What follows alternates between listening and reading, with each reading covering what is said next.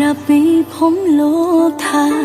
គ្មានប្រណាអូនស្រឡាញ់ជាងមកទេ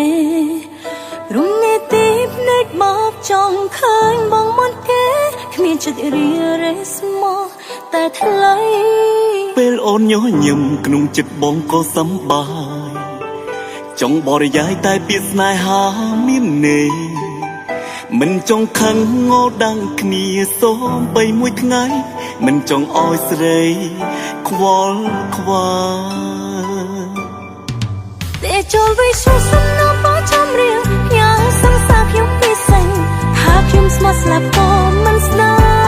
យចង់ឲ្យប្រិមត្តមកស្ដាប់លឺទាំងអស់តួនេះฉันនេះក៏ឆ្ងាយធ្វើសាក់តែខ្ញុំទាំងពីរផងទេចូលវិសុទ្ធសំណបចំរៀងញ៉ាំសង្សារខ្ញុំពិសេស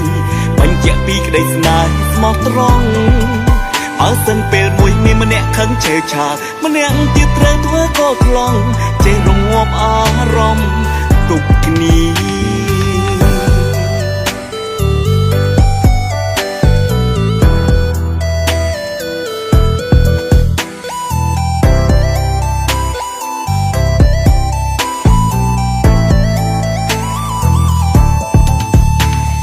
ចង់និយាយប្រាប់ពីผมលោកថាគ្មានប្រណាអូនស្រឡាញ់ជាងមកទេក្រុមនេះទីភ្នែកបោកចង់ឃើញបងមុនគេគ្មានចិត្តរារេស្មោះតែថ្លៃពេលអូនញញឹមក្នុងចិត្តបងក៏សម្បាយចង់បរិយាយតែពាក្យស្នេហាមានន័យមិនចង់ខឹងងោដាំងគ្នាសូមបីមួយថ្ងៃមិនចង់ឲ្យស្រីខ្វល់ខ្វាតែចូលវិសុទ្ធសំណបចំរៀងញ៉ាំសង្សារខ្ញុំពិសេសថាខ្ញុំស្មោះស្លាប់ក៏មិនស្ដាយចង់ឲ្យប្រិមត្តមកស្ដាប់លឺទាំងអស់តួនេះฉันនេះក៏ឆ្ងាយធ្វើសាក់តែខ្ញុំទាំងពីរផងទេចូលវិសុទ្ធសំណបចំរៀងញ៉ាំសង្សារខ្ញុំពិសេសបញ្ជាក់ពីក្តីស្នេហ៍ស្មោះត្រង់បើសិនពេលមួយមានម្នាក់ខឹងឆេវឆាម្នាក់ទៀតត្រូវធ្វើក៏ខ្លងចេះរងាប់អារម្មណ៍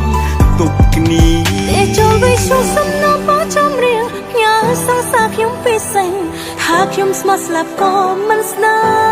យចង់ឲ្យប្រិមត្តមកស្ដាប់លឺទាំងអស់តួនេះฉันនេះក៏ឆ្ងាយធ្វើសាក់តែខ្ញុំទាំងពីរផងទេចូលវិសុទ្ធសំណបចំរៀងញ៉ាំសង្សារខ្ញុំពិសេសបញ្ជាក់ពីក្តីស្នេហ៍ស្មោះត្រង់បើសិនពេលមួយមានម្នាក់ខឹងឆេវឆាម្នាក់ទៀតត្រូវធ្វើក៏ត្រឡងចេះរងាប់អារម្មណ៍